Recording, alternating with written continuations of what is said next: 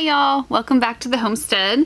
Janelle here. I am going to go over some homeschool information for you. I've had some curriculum on Teachers Pay Teachers for a while regarding a co-op class that some moms and myself had developed a few years to go along with the Apologia Sea Creatures curriculum. And we love Apologia in my home. We do a lot of their sciences all the way up from preschool to high school. And we decided to make some, for a co-op class, we did some research journal pages, notebooking pages. It was a good fit for a large group of kids across different grades. So I've had some moms who purchased some of the, or downloaded some of the worksheets from my blog and on the cookfamilyhomestead.com and also under my Teachers Pay Teachers account. So I will post those links below this video, but I wanted to show you kind of the finished product as some of the other moms have emailed and asked to see it. So it's been a while since I've updated this. I haven't taught this since, let's see, my daughter I think was in 4th grade and now she's going into 10th. So that's how long it's been since I did this curriculum. But my kids are going to be doing it, circling around, and my younger kids are going to start doing this one again soon. So it's a good time to get it back out. So here is, I'm going to show you, I have 2 journals here. Obviously I have the teacher's edition, which is what I teach from, and it's much thicker because it has answer keys and copies and that sort of thing in it, project directions. But I'm going to show you today is what the student notebook is going to look like. And so they always come on, one of the downloads is a cover sheet and the kids can color it themselves. And I mean, it's probably backwards for you, but you can see they can write their name right here and it has the title of the class and they can kind of color it the way they want. So I'm gonna go through this with you. So let's get started. So let's start with the front cover. We're gonna open this up and this is what the front of the binder looks like. So what we did here is we broke down each of the chapters, or modules as they call them, into a different colored file folder. And then we just put little labels on the title of of each module or chapter, as you call them. So there would be 3, and then you'd start over again. And I think we cycled through 4 different colors. You can use whatever colors you want. This one sticks out a little bit more, but that's the sharks and rays, if you see that. And then we have fish. I think that was chapter 6. And mollusks and crustaceans. I mean, in my notebook, they start with the top, medium, and bottom. But this is my daughter's book when she was in 4th grade, so she might have got them a little out of order. But we kind of go through all the way until the last module.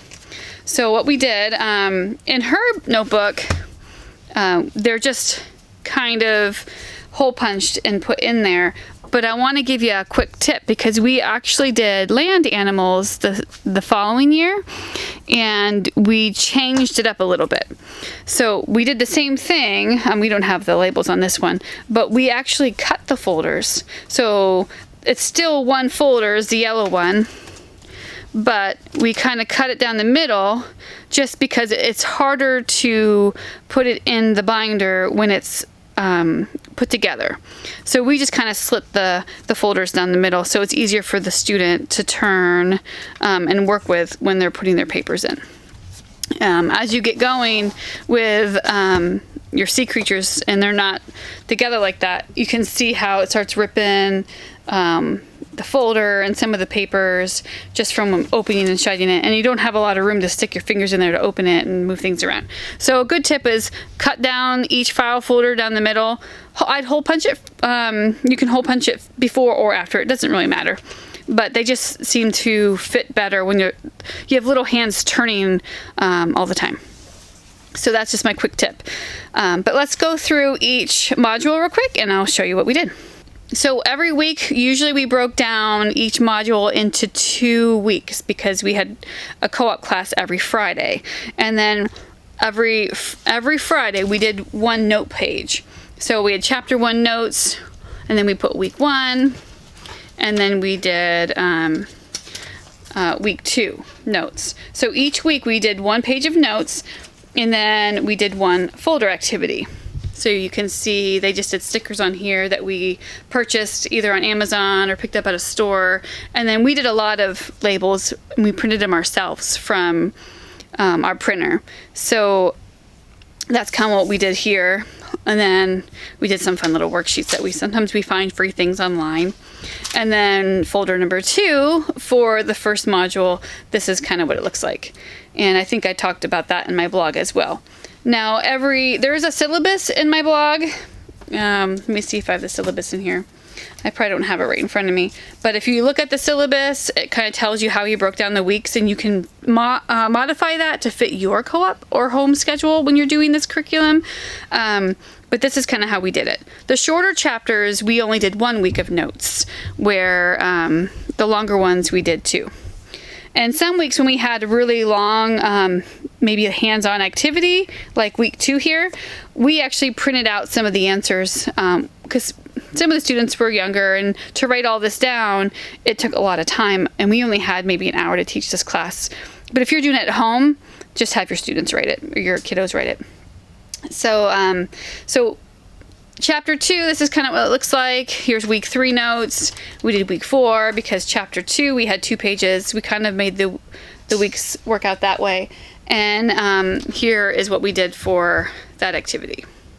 We had toothed whales and baleen whales. And this is just we have a farm here, so we just cut some pieces of hay and lined them up in some paper so the little kids kind of get an idea of what baleen is. Let's see, here's our work page for week 4, and we printed out just something paper comparing the lengths of some of the whales in size to a human. So the kids thought that was interesting. And then we actually took the kids outside on week 4 when we were talking about whales, and we had a string that was I'm not sure how long we picked this one. I think the kids picked one. Each one had different lengths. And you can go all the way up to 100 feet if you want. But, we talked about the lengths of the different whales, and then they could hold up a string. So that was kind of fun. So module 3 is on seals and sea cows. Let's see, week 5 notes, week 6 notes. And we talked about how big a walrus is. So we have this paper here. It's taped in this folder because it probably kept falling out. But let me see if I have it in mine. We talked about how big is a walrus, how big their tusks are, how much they weigh, and their blubber. So I think in my folder, let me see, you can actually pull out the length of their tusks, which they can be up to 40 inches long. So the kids, you can fold that paper back up inside there. And I think we taped it for some of the kids because it was coming out. And we didn't actually have a folder activity in the front of that folder, or that week. We maybe did a video or something. Let's go to the next one. This is aquatic herps. And we did week 7 notes. Now remember, this is my daughter's notebook, so it's not going to look like mine, the teacher's manual. So she wrote all the answers in. We did a life cycle of a frog page. I think we just printed that one offline somewhere. Some of these pages we did not create on our own, so we couldn't put them on our Teachers Pay Teachers. We made this 8 Turtles of the Sea, which is also available free on my blog. They just colored that, and then we made this Sea Turtles world wheel, and we have the different turtles underneath, and you can turn it to go to each of the different turtles. So it's fun. And then below it, it talked about the different turtles that we learned about in that chapter.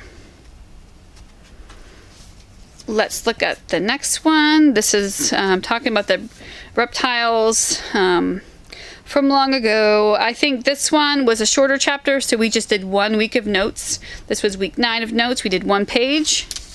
And then the kids had a sheet that they got had the fossils, and it had the picture of what we think they may look like based on their fossils, and they had to match that fossil and then put the name next to it.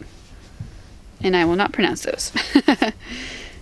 Let's see, and the next one was sharks and rays. This one was fun. The kids had fun. I think we brought in some shark teeth for this week, and the kids, see, week 1 we talked about the rays. There's the worksheet, and then they did a little craft here on rays. So they were able to design that and put it in their folder. And it also had a diagram of, you know, their anatomy. And then on the shark page, here's the shark note page, and we compared how big their shark teeth are based on what shark it was. So we had like the megalodon, and then how big that tooth was, and then we went down to the different sharks based on size. Great white, let's see, the mako shark, tiger shark, and the hammerhead shark, and then we put the size of their teeth. And this was a lot of cutting, so the kids cut those out. We had patterns, and that was kind of fun. I mean, you can supplement whatever you want. There's so many different activities you could do. The fish one was fun. We have this one on our Teachers Pay Teachers. They had to match up the parts of a fish. We had their note page. And then the week 11's note page. And then we did an experiment in class. We did ectothermic. And we talked about that, the different temperatures that fish can move and how they move and breathe. And we did something like that. And then we also did a sink and float activity in class. And then the kids got to design a fish. That was fun. I think some of these went home for homework. And then we did common fish shapes. So we had the different kinds of shapes that the fish are, and then we made a wheel, because wheels are always fun. Here's mollusks. I mean, it's basically the same kind of setup for each week. We did a note page, and then we did an activity. And this was fun. We just kind of put a piece of paper on the folder that opened up. You cut one side so they're flaps, and then cut the other side that they're flaps, and then they matched up, like moon sails. Then there was a picture, description. You did cone shells, you did a picture and a description. And we did that for all these different kinds.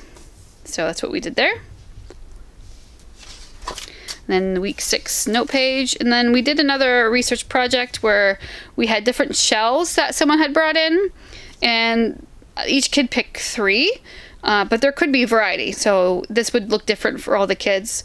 They'd write down the type of shell it was, they'd measure it, and then we were counting the rings, because they're going to talk about the rings in that chapter on the different shells to determine their ages and stuff.